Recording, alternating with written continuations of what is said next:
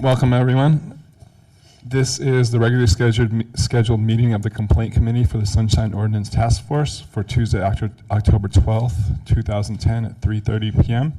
Could you call the roll, please? Yes, Mr. Chair. Member Nee? Here. Nee present. Member Washburn? Here. Washburn present. Member Knebber? Here. Knebber present. Mr. Chair, we have a quorum.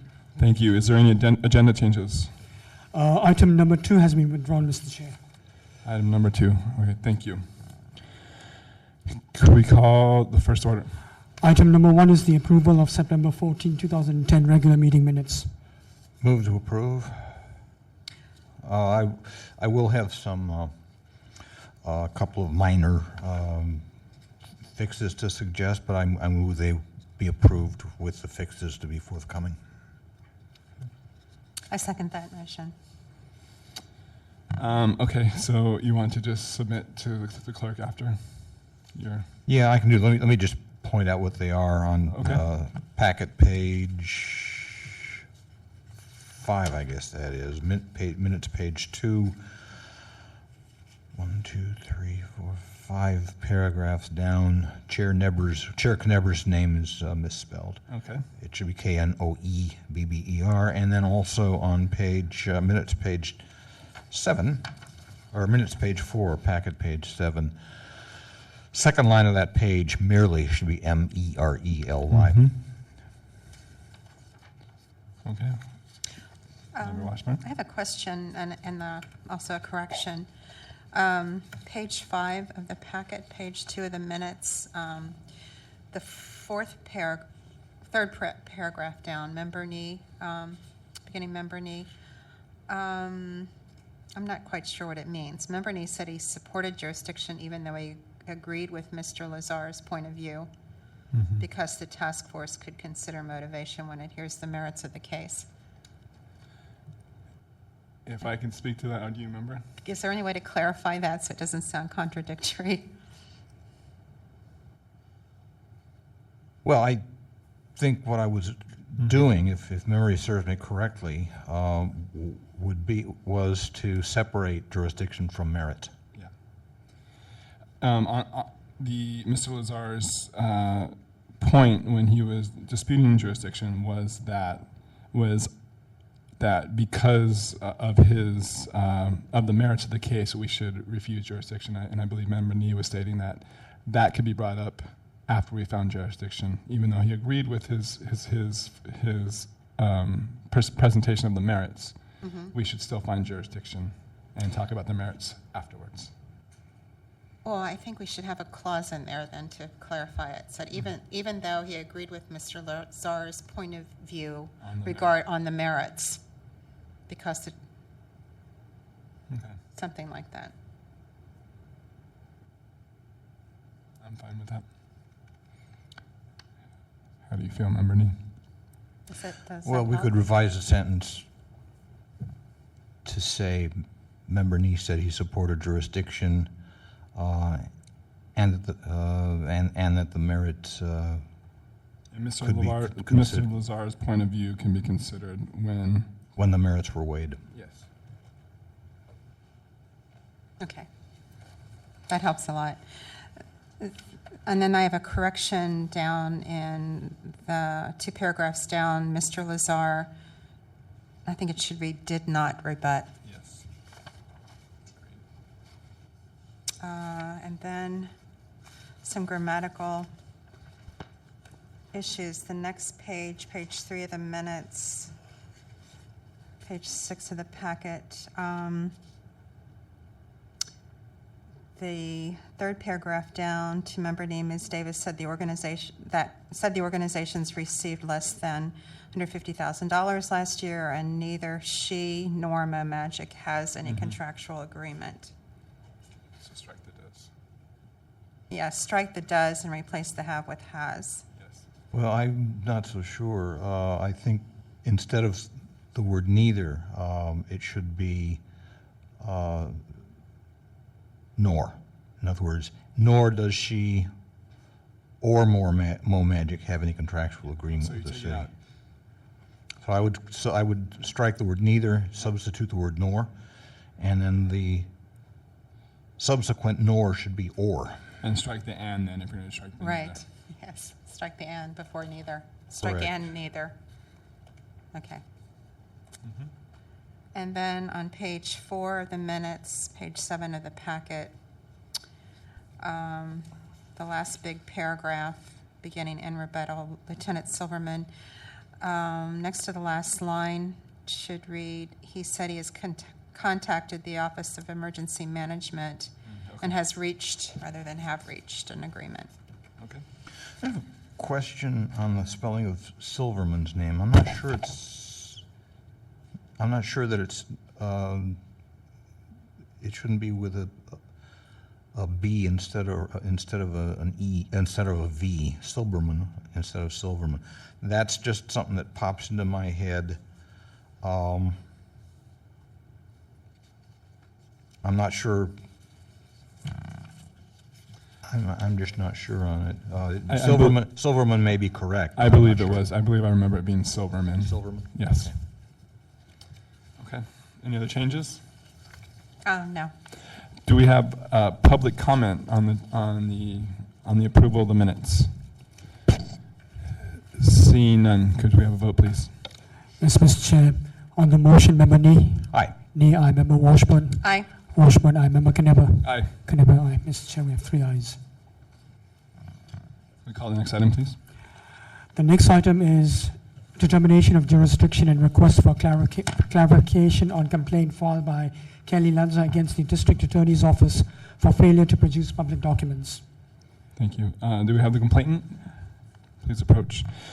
You'll have 5 minutes to present why you believe the Sunshine Ordinance Task Force has jurisdiction. We're not here to get to the merits of the case, just why you think we have jurisdiction over this case.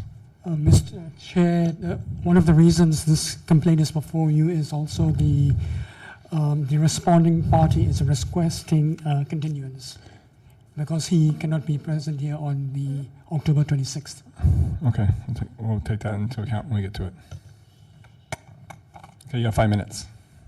I don't have a prepared statement. I didn't know there was a question about jurisdiction, except for that the district attorney represents San Francisco, and she's failed to comply. Microphone, please. And she's failed to comply with the San Francisco Sunshine Ordinance on a request from our office. Okay. Don't need 5. Okay. If that's it, that's fine. Okay. Okay. Is there anybody here to present facts and evidence in support of the complainant? Seeing none, is the city here to respond? Yes. Okay. You have 5 minutes. So, Sandeep Patel, and I'm here on behalf of the District Attorney's Office. I'm going to spell my name because it seems like it's important for the minutes. That's Sandip Patel. I've read over the request that was submitted by the complainant. I don't think that there is an issue as to jurisdiction. I don't believe she's asking us to go into any areas that are privileged at this point. We did ask for a continuance, and I can explain to the board my purpose for asking for a continuance. I just finished a assault case, and I went directly into an attempted murder case. And after this attempted murder case, I have a 459 first, which is a home invasion burglary, and I just expect to be busy up through the end of October.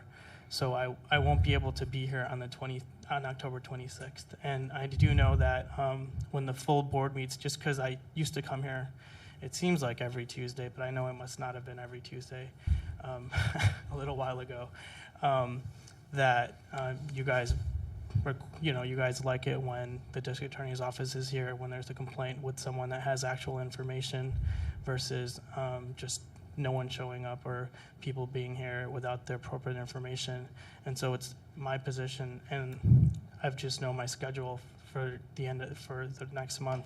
I will not be able to be here, and I don't think I'll be able to prep someone and send someone that has full information that can address all the concerns of the board members. So that's why we're asking for the continuance. Is there other parties here to present facts and evidence in support of the respondent? Seeing none, the matter is with the task force. Yes. Ms. Lanza? Yes, please approach the microphone. You've heard the respondent say that he's not contesting jurisdiction, but he does request a continuance before the full task force. And as chair of the task force, it's important to for me, since I basically am in charge of the agenda. So what I'd like to find out is if the continuance would cause you any problem. I'm not necessarily opposed to a continuance, except for the request is now 4 months old, and I just want the DA's office to comply. I mean, if they provided me the documentation rather than making me come here, I would be more than happy, but at this point, it's been nearly 4 months since I requested the data, and I've gotten next to nothing from them. Are you then objecting to a continuance? Yes. Okay, this will be noted as we set forth the agenda. Thank you. No, I just agree with Member Nee about how to proceed here. Mr. Patel?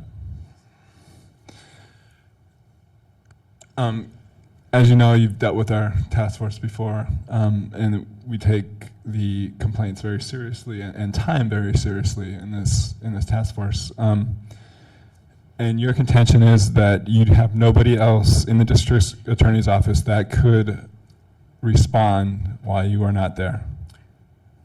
I think that you will be disappointed with, if I send a proxy, I think you're going to be disappointed with the level of answers you get in terms of why we did not produce certain documents. Now, you know, I'm amenable to working with Ms. Lanza in terms of her request and trying to get her the documents, and I don't know if this is necessarily going to be one of those meetings where it turns into a brawl, but it's going to require, you know, without going into the merits of the request, it's a very in-depth request that's going to take a little bit of explanation as to why certain documents aren't there, why certain documents would have been destroyed or no longer are within the possession of the district attorney's office. So I think the responses and the information that you're going to want may not adequately be answered if I'm not there. The other person that could potentially be there is my colleague, but she, I know, is not here at the end of October. And your schedule is so booked up 2 weeks out that you don't think you could be here for a meeting 2 weeks from today? I'm currently in an attempted murder trial that lasts from 8:30 to 4:30 every day. And then that requires more work afterwards. And I know I'm going to go, that's a strike case, and then I'm going to go into another strike case right after, and I just got off of a strike case. So I won't be able to do the necessary research to answer your questions. Okay, Mr. Nee?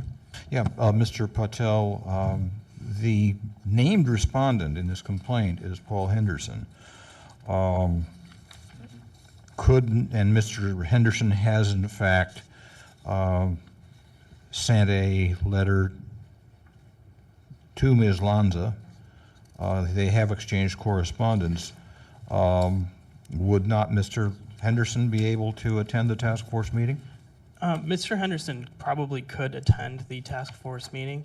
The way that we've dealt with public records is just, you know, there's no set protocol in the city charter or that basically outlines exactly how it should be done. He's the chief of administration, so all public records requests go through him. However, what he does is he delegates it down to other people. So in terms of the searches that were conducted and the information that was produced and the information that was left out, he would know about it in as much as he was briefed on it. But my understanding is from the level of questions that I've received in the past about searches that were conducted and what was left out and what wasn't inserted, it's more adequate to have the person that actually did the search at the meeting. Thank you. Thank you. Okay, at this point, we have a rebuttal or any closing remarks. First, from the respondent. You have 3 minutes if you would like to rebut or have any closing remarks. I think I've made enough of a statement. Okay, thank you. Now, with the complainant, if you have any rebuttals or closing remarks. Okay, thank you. So now it's back with the task force for motion and deliberation. Any thoughts? Move to find jurisdiction. I second it. Okay, I too think we should find jurisdiction, and I guess we can leave aside the continuance right now. Mr. Chair, there is well, there is Yeah, there's- one other person in the audience. Is there any public comment on this? Seeing none. Can we have a vote, please? On jurisdiction, Member Nee. Aye. Nee, aye. Member Washburn. Aye. Washburn, aye. Member Knebel. Aye. Knebel, aye. Mr. Chair, we have 3 ayes. Just as a note on the matter of continuance, I don't think that we're moving to continue right now, or, No, the motion to continue would not be proper here. okay. So we'll move that forward. Okay, can we have the next item, please?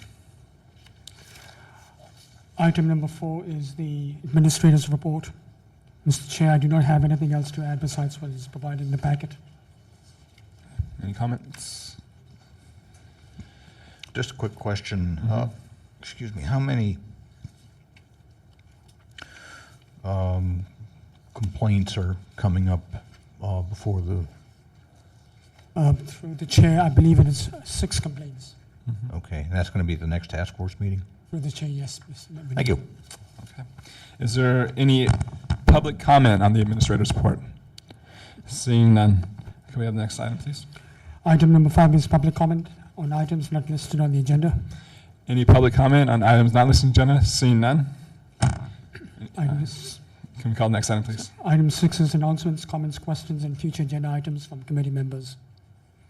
I have none. Seeing none, I would entertain a motion to adjourn. So move. Second. All right, this is adjourned.